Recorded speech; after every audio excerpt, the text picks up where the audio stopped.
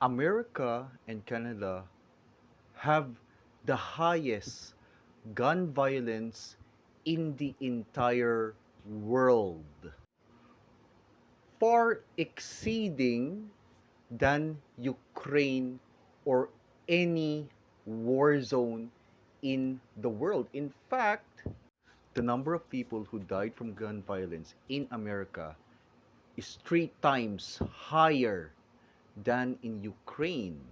The big question is the Philippines the new breeding ground for gangs and criminal?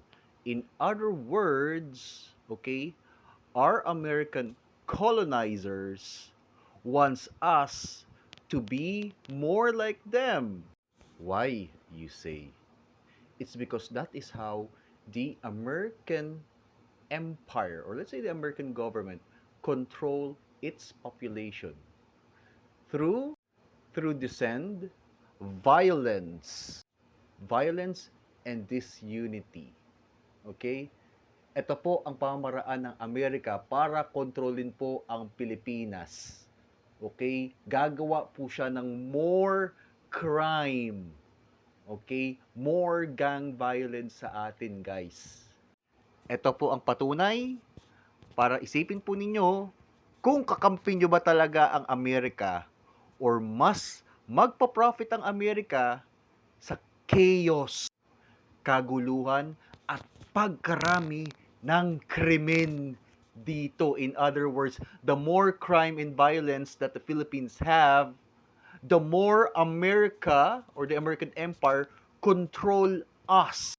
Here's the proof, guys.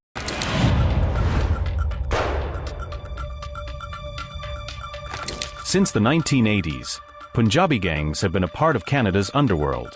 The initial wave of Punjabi immigrants faced racial marginalization and cultural conflicts, leading some to form gangs for protection and power. Over time, these gangs have become more organized and violent. The gang culture among Punjabis has increasingly mirrored that of Latino and black gangs, with a focus on masculinity, power, and territory. This evolution has led to more violent and organized crime groups. One such example is Sukhdul Singh. Sukhdul Singh's story is a stark reminder of how Canada has become a breeding ground for gangsters. Singh, also known as Sukadanik, was a known criminal with ties to the Devinder Bambiha gang, another notorious Punjabi gang operating out of Canada. Singh arrived in Canada in 2017 using a forged passport and quickly integrated into the criminal underworld. Singh was murdered last year in Winnipeg, was a prominent figure in the Punjabi criminal underworld. Singh's death was a result of gang rivalry, underscoring the violent nature of these groups. His criminal activities included extortion and contract killings, and his ties to pro-Khalistan outfits further complicated his criminal profile. The murder of Sukhdul Singh is just one of many violent incidents involving Punjabi gangsters in Canada. In July last year, another Punjabi gangster, Karanveer Singh Garcha, was killed in a gang-related shooting in Coquitlam. This followed the high-profile murder of Amarpreet Chucky Samra, an Indian-origin gangster, in Vancouver. Samra's death came shortly after he left a wedding celebration, underscoring the audacity with which these gangsters operate. The Vancouver Police Department has identified several such individuals as high-profile gangsters, indicating the scale and seriousness of the issue.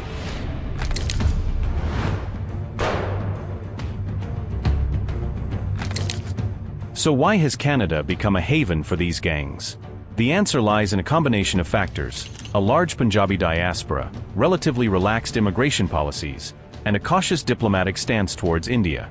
Many gangsters exploit these factors to escape justice in India, finding refuge and new opportunities in Canada. Additionally, Canada's liberal stance on free speech and political expression has allowed pro-Khalistan sentiments to flourish, further complicating efforts to crack down on these groups. The result is a perfect storm where gangsters and separatists can operate relatively freely. The rise in gang violence has also coincided with deteriorating diplomatic relations between India and Canada. India has accused Canada of harboring criminals and supporting anti-India activities, while Canada maintains that it protects freedom of speech and political dissent. How Canada has dealt with the Khalistani issue has been a long-standing concern, because very frankly, they seem to be driven by vote bank politics.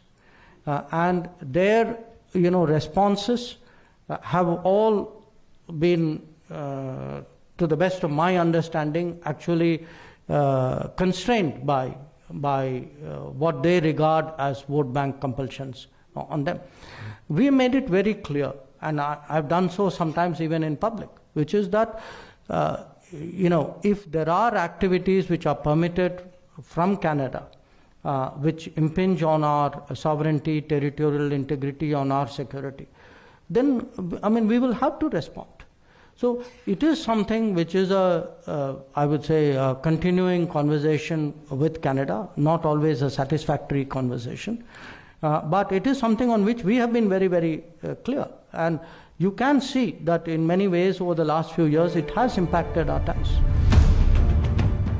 The killing of Sukhdol Singh came just as these tensions were escalating, with Canada accusing India of involvement in the murder of Hardeep Singh Nijjar, a prominent Khalistani leader. Over the past number of weeks, Canadian security agencies have been actively pursuing credible allegations of a potential link between agents of the government of India and the killing of a Canadian citizen, Hardeep Singh Nijjar.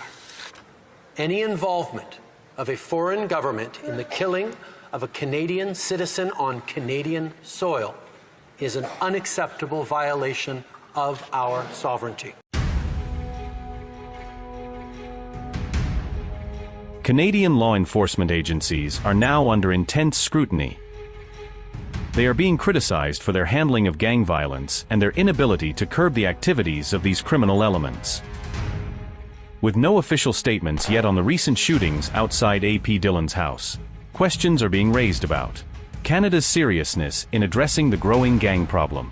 Law enforcement agencies are reportedly investigating the authenticity of various social media posts linked to these shootings, but their lack of decisive action has raised eyebrows both domestically and internationally.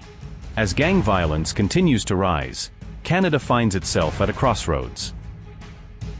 The country must decide how to tackle this growing menace while balancing diplomatic relations and internal security.